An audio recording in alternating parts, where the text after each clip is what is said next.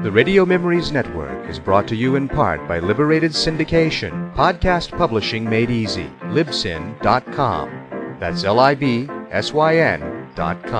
Thrillers, thrilling mystery, espionage, and political intrigue? Step into the world of action and psychological twist. Join us as we go back to the early days of radio and our imaginations with our featured thriller presentation. Episode 4, Wrongfully Framed for a Murder. Terry Prince is trying to find out who really did it. His suspicions fall equally on the government's internal security department and on gangsters from London's underworld.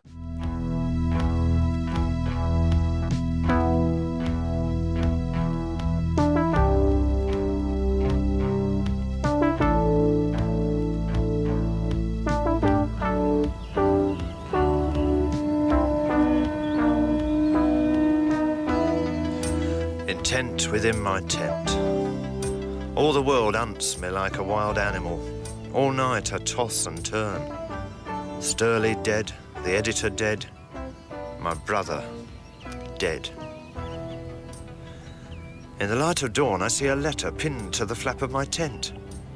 Phone a certain number, it says, or else. My last cover is blown.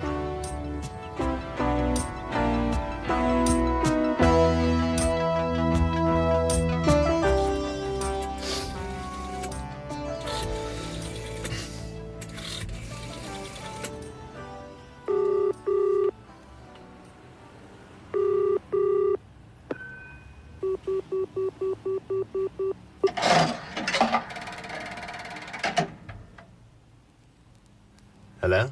That Prince? Yeah? Cold night you had out there in your tent, son. Rub your two knees together to keep warm. Who is this? Never you mind, just listen. We've got you by the short and curlies. Start cooperating or we turn you in. Understood? Understood. Yeah. Instructions pertaining to part 2 of your Part contract. 2? Part 1 was half-inch in the file, remember? Part 2 is the nasty bit. Instructions for it will be found in the same locker at Blackfriars Station as Part 1. You cooperate with us, Sunshine, and we'll make sure you come to no harm. You might even live to an uncomfortable old age. Hello? Hello? What do you think, Hobson? Sir James? Was it suicide? You just seem to be spending a long time reaching a decision. Sturley sits himself down here at his typewriter, Sir James, puts a blank piece of paper in his typewriter, and then shoots himself. Yes? It's just I'm surprised he didn't type anything first. A suicide note or something. They usually do. He bought this typing paper yesterday. There's a receipt in the paper envelope here. He gets the first sheet out, obviously intending to type something. Quite a lot, to judge by the amount of paper he bought. Then he shoots himself? Possibly, Sir James. No one heard the shot. There was a party down the street, teenagers. His wife and children, where are they? I believe Sturley and his wife had sort of separated, Sir James. She's living in Catford with her sister and the children. That would at least explain his recent instability. She hasn't been informed. Those were my instructions, Sir James. I feel old. Let me sit down. A chair, Sir James. Thank you. Who informed the police? A slight mystery there. An anonymous call. This whole business is getting so sordid. You're fairly certain it's suicide, though? There are no signs of a struggle or anything. The shotgun is in the correct position. There are no fingerprints on it other than his. It's his gun. The license is in order. Sturley had an obsession about firearms. It could just have been someone else, Sir James. A real professional, though. Hobson. Sir James? You are a junior officer, so to speak. I am a senior one. I would take you into my confidence. Well, thank you, Sir James. Our department finds itself in a very delicate situation. Sturley's suicide could not have come at a worse time. For the disciplinary tribunal. How on earth do you know that? Oh, office gossip, Sir James. I just heard a rumour. The state my department is in. Hobson. Sir James? I want only one copy of your forensic report. No top copies, no photostats, delivered by hand, your hand, to me personally. Understand? You are to tell no one of either its findings or Sturley's death. But you Sir must James. be a soldier, Hobson. This department is at war.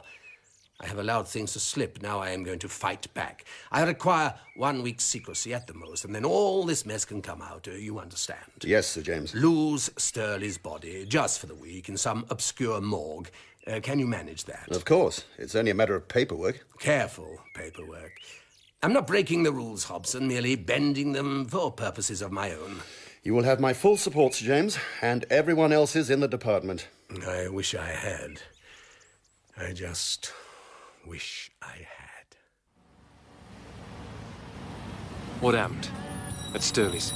You haven't heard? What? Nothing on the news? He's dead, Chris. What? Quiet, Chris. That copper over there. You mean... Look, Chris, I know everywhere I go, the bloke I'm meant to meet just happens to be dead on arrival, but it wasn't me. I didn't even get a chance to talk to him. A shotgun done that already. Oh, no. It wasn't me. Excuse me. Can you tell me where is Buckingham Palace? You clear off, will you? Just clear off! Terry, getting overexcited.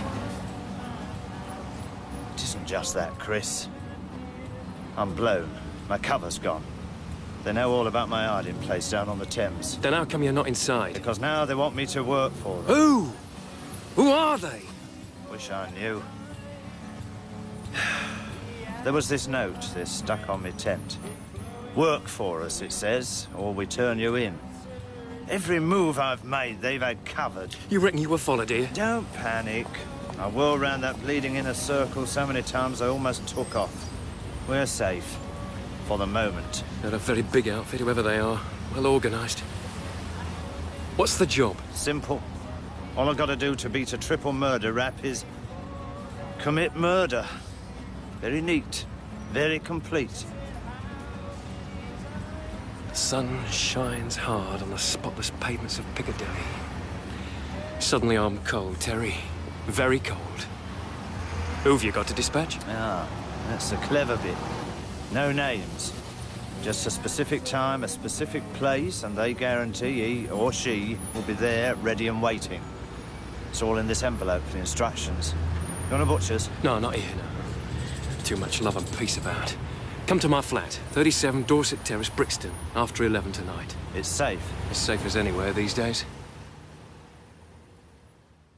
Security in this department is appalling, Willie. Falling apart at the seams. Sir James. Kim Philby could walk in here without a second look. I've decided security in this building is to be taken over by the Defense Ministry. What? They're sending in a team at midday. But they're an outside department, Sir James. I don't trust this department anymore. People wander around it as though they're in their club. From midday on, entrance to each section will be by a particular security pass. Only those with a need to know will be granted access. You mean, Sir James? I mean, Willie, I alone will have access to every section. Well, I'm sure we'll all get used to it given time. But I would argue, in all seriousness, Sir James, that this department is in the midst of a crisis. A terminal one, quite possibly. If we're going to survive it, we're going to have to be quick on our feet, flexible, be able to respond wherever the threat comes. If we're tied down by miles of red tape... Precisely. What happened under the old system? Anyone could wander anywhere. Someone could just casually turn up at armaments and without even as much as a bio leave doctor the books. Security. Someone could saunter into Sturley's zone and steal his files. I thought it had been proved that was Sturley. Nothing has been proved, Willie. Well, it was all going to come out at the tribunal. I thought that was what he wanted to see me about, the tribunal. There isn't going to be a tribunal. What? It has been postponed. Why? I have further to inform you, Willie, that as from this moment, you will have access only to your own section.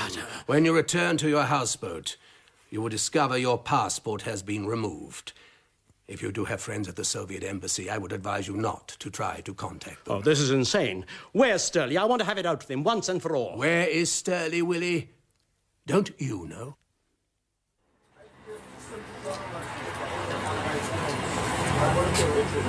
Always like Brixton. Lives on its streets. Not like the rest of London these days. Folks barricade themselves in behind the front doors, sink in front of their tellies. Shut out the real world. Hope they'll wake up next morning to discover it's vanished like a bad dream. But here... Red lip, Mom?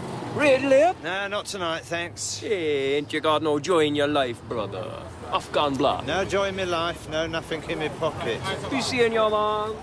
Smells, sights, sounds. Human nature rich on the streets, plucking its stretched nerves and making music. Can't they shut that bleeding row next door? You mean my dear black brothers? Well, Rastas have this idea, Terry, that if you build a large enough sound system, you'll bring down the walls of Jericho. Besides, it comes in handy sometimes. Yeah? Thanks to wall-to-wall dreadbeat, my room's impossible to bug. Now, where's that envelope? Here. What's the deal? 10 grand on completion of the job. They're big, Terry. New passport, ticket to Australia, new life, and plastic surgery if I want it. I'd take them up on the plastic surgery. You gonna sign on the dotted line? No. They killed my brother. You haven't got much option. A triple murder rap. There must be another way. I've been racking my brains. You nervous or something, Chris? No, of course not. I just thought it was an either-or job. I need your advice. They got me in a corner. Where's the killing, Terry? Oxford. Even provided me with a map, see? Here, a mansion beside the Thames, out in the countryside, south of Oxford. God, they're thorough. If only our magazine could have 100 of the resources these people have. See? There's an outdoor swimming pool, floodlit at night round the side. It's surrounded by trees. At 11 p.m. precisely, it says, this Saturday night, target will approach pool. As target arrives at pool, it is to be dispatched. What a homely use of English. The target is probably a senior member of the department. How do you figure that out? Internal security, like most of the establishment, recruits its senior members from Oxford. And with Cambridge having proved itself rather a liability in the 30s. For most of our ruling classes, Oxford was the greatest time of their lives. Polite servants, cloistered calm, no women. They're drawn back to it like a moth to a candle. Whoever owns that mansion is very senior. There's something been bothering me about Oxford, too. What? Well, my brother's boss, a big-time villain, he lives out near Oxford someplace. How do you know that? Keith phoned him from his office while I was there one day. Had an argument on the phone with his boss's boyfriend, some ballet dancer. I got the code as he was dialing Oxford. What's a big-time criminal doing in Oxford, Terry? Nicking bicycles? Well-known fact, Chris. A villain earns some dishonest money and, like everyone else, puts it in a country cottage. Somewhere nice, quiet, relaxing, out of the eye of the old bill. Paddington Station's getting like a rogues gallery on Monday morning as they all commute into work. You might be able to write an interesting little article for New Society on that, Terry, but I doubt if there's any connection with this case. Well, that's just it, Chris. All the way through there's been a connection. Intelligence services always use criminals. Not in Oxford. So, what do? I need advice, Chris. I don't think you've got any choice. You've got to go through with it. What? Up till the last second. When, instead of shooting the target, you ask him who he or she is. He's sure to tell me. You use a polite voice, Terry, and you tell him why you're there. That should get his interest. And the answer as to which faction's doing this. You sure? You got any brighter suggestions? I'm coming with you. What? You think I'd miss a story like this? A major bloodletting and internal security, traitors abounding, all unmasked by an intrepid Trotskyite hack in at the kill. Oh, the British establishment's going to take a beating it won't forget. But you're not cut out for rough stuff, Chris. Outdoor work. I was patrol leader in the Boy Scouts. I'll get me rucksack packed. Besides, our main problem's not going to be me, but getting you out of London. You're on more front pages than Princess Di. Don't bother about that. I've got a way figured out. You'll have to foot it, though. A regular route march. I'll survive. And there's another reason for having me along. Yeah? I know Oxford like the back of my hand. How's that? I went there, Terry. Blimey. You sure you're on the right side? Of course I am. Don't forget, Terry, I joined the revolution. Well, now you're joining the army.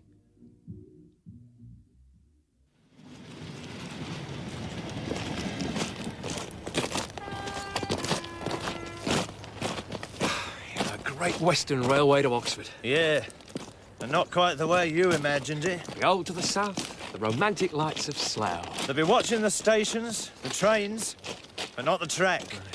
While they're all looking the other way, we walk out of London courtesy of the flattest footpath in the world. The steepest gradient between here and Didcot's, one in 1,320. Brunel's billiard table, they call it. You're a mine of useless information, Terry. I'd tell us, what was Prince Albert's inside leg measurement? Shouldn't mock knowledge, Chris. If you got it the hard way like I have, then you treasure it. Prim, Terry. I think that's the word to describe you. Prim and Victorian. And you're the sort of overeducated job that's always boasting about how few books you've read. Yeah, except for those by the blessed K. Marx and L. Trotsky, that's pretty much true. As Lenin once observed, all intellectuals should be put up against a wall and shot. It's a common misconception, Terry, that you go to Oxford to read books and get educated. I mean, you go there to make connections, to meet the powerful and influential. Meet the right chaps at Oxford, play your cards cleverly, and you're set up for life. Books have nothing to do with it. Sounds like a bleeding whorehouse to me. A very apt, if sexist, parallel. When England isn't governed by intellectuals, but by power brokers. That's what you learned at Oxford. No wonder the country's in such a mess. Now, if IKB was in control of England... Who? Isambard Kingdom... Oh, him. Don't say it like that, neither. He was a genius. I know all about him. One of my heroes. He was just another exploiting capitalist. No, he wasn't. He had vision, determination. And a cigar. You got him wrong, Chris. He didn't sit in his office all day like they do now, playing Monopoly on the stock exchange. He was a soldier. Out here with his men, shoulder to shoulder, sharing the dangers, taking their risks. He ruled every fraction of his empire, from the poorest navvy to the greatest bridge and steamship. Every detail. Lead by example. Yeah, and where did he lead them? Into even greater enslavement. Into building the greatest piece of engineering in England. The Great Western Railway. Straight and level as any Roman road it is. Makes me feel quite patriotic just marching along it. I can see your political education is going to have to be taken in hand, Terry, as soon as we've got a spare moment. We're going to have to get you down to some hard books. Don't talk down to me, Chris. It's what the army gave me. Time to read books, learn to think for myself. I feel for this country. Next you're going to say I should have been in the army. Not far wrong. At least it would have taught you how to march. Come on, buck up. Ah, sorry, Sergeant Major. Lift right, lift right, lift right.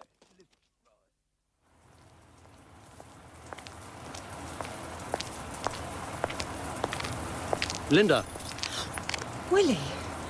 Mr. Fortescue, you scared me. I apologize for lurking in your doorway thus. It's past midnight. And cold. I've got to talk with you. As you doubtless know, I've been barred from other sections of the department. I was told, yes. I won't stay long, but I've got to find out a thing or two. All right. Come in.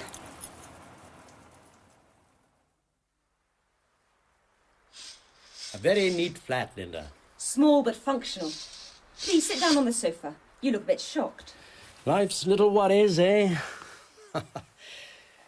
24 hours ago, I was suavely whining and dining you, making patronizing remarks about your youth and beauty. Now, I suppose the stiletto's on the other foot, and I don't even have your looks. I think a drink would do you good. It would. Scotch, please. Neat, and lots of it.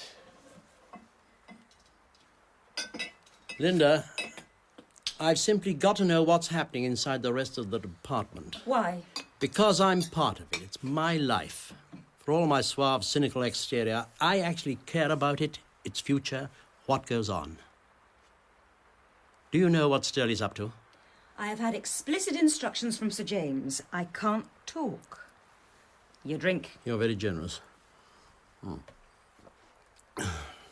I needed that. What happened to the tribunal, Linda? Willie. Something must have happened to Stirley. That's the only explanation. What do you mean? Well, has he been uncovered as a Russian mole or something? Defected? Please, I need to know. Why? Because, for all the suave exterior, I'm fighting for my life. All sorts of accusations are obviously being made behind my back. I think you're just getting a trifle paranoid. Sweet Linda, I wish I just had a drop of your self-assured sang-froid in my veins. Such youthful disdain.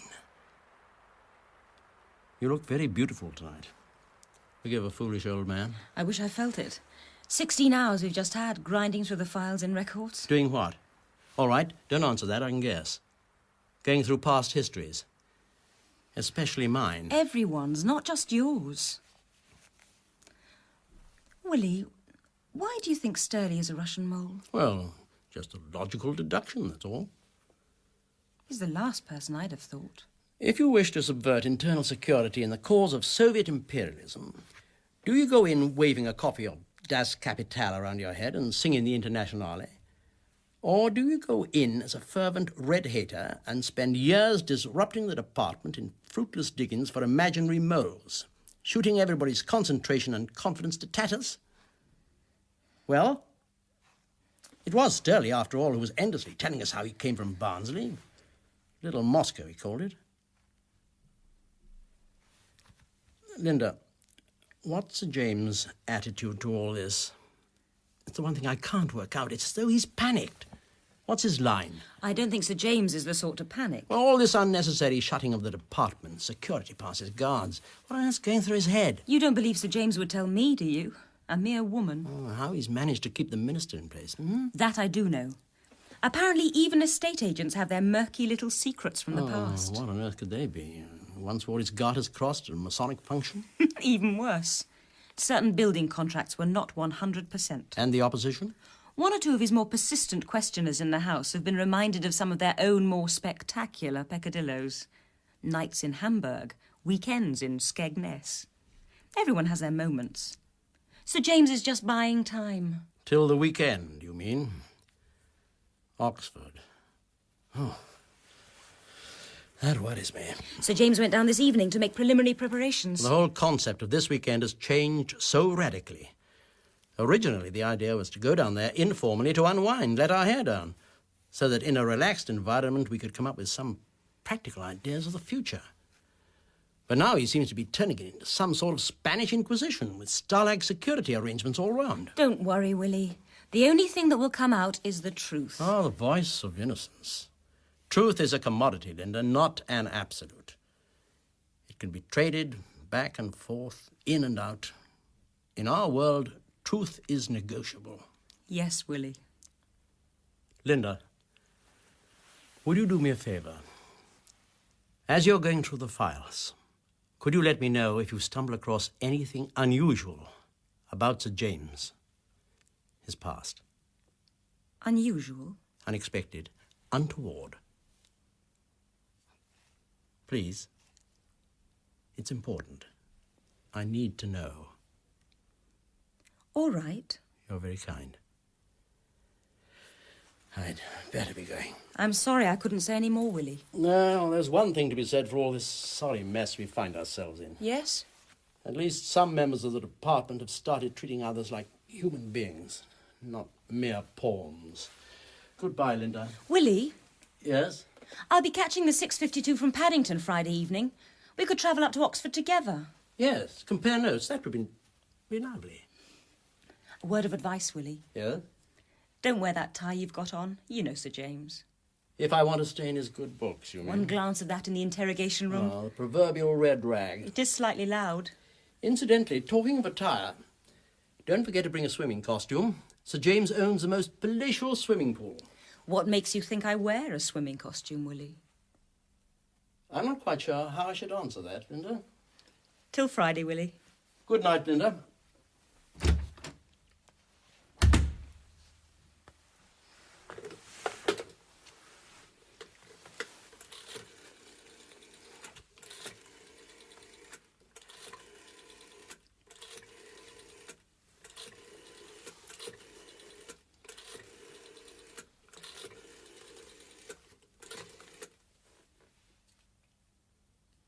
Hello?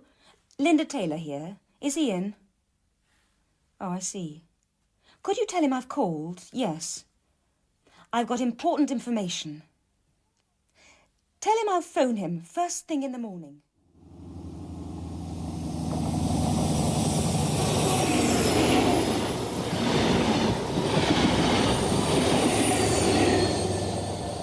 Amazing, isn't it? What? 400 tons of gleaming high technology, all electronics, flashing steel, power pounding past at 125 miles an hour. But here, 10 yards off in the embankment, you get wilderness.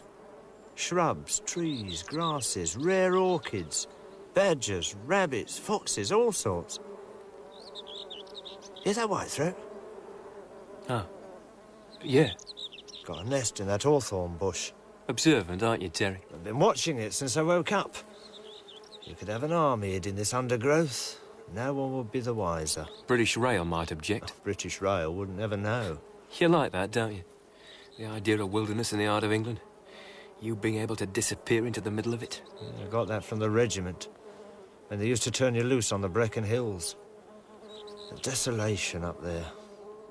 Love it almost as you learn its ways and habits. It's never right, though, coming back to civilian life. Not when you've lived like that.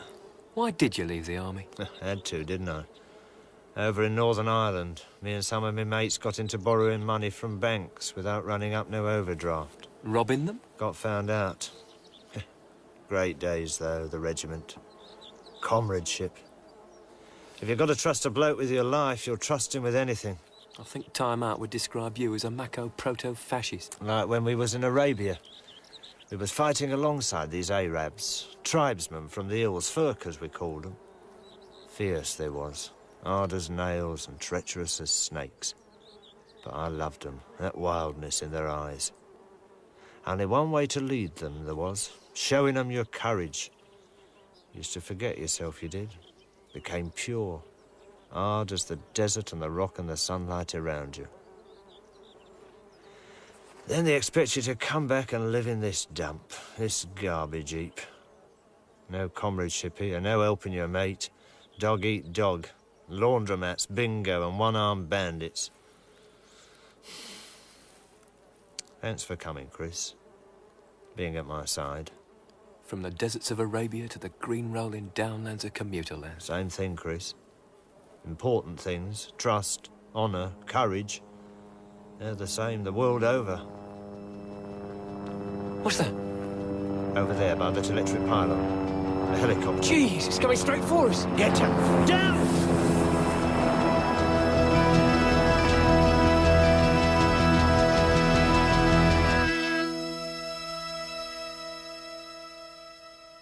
We'll have to wait until after the weekend to find out what happens next. In part 4 of Deep Six by John Fletcher, Terry was played by Freddie Lees, Thompson by John Abineri, Sir James Simpson by Conrad Phillips, Hobson by David Sinclair, Chris by Elwyn Johnson, Fortescue by Hubert Rees, and Linda Taylor by Madeline Kem. It was directed by Brian Miller.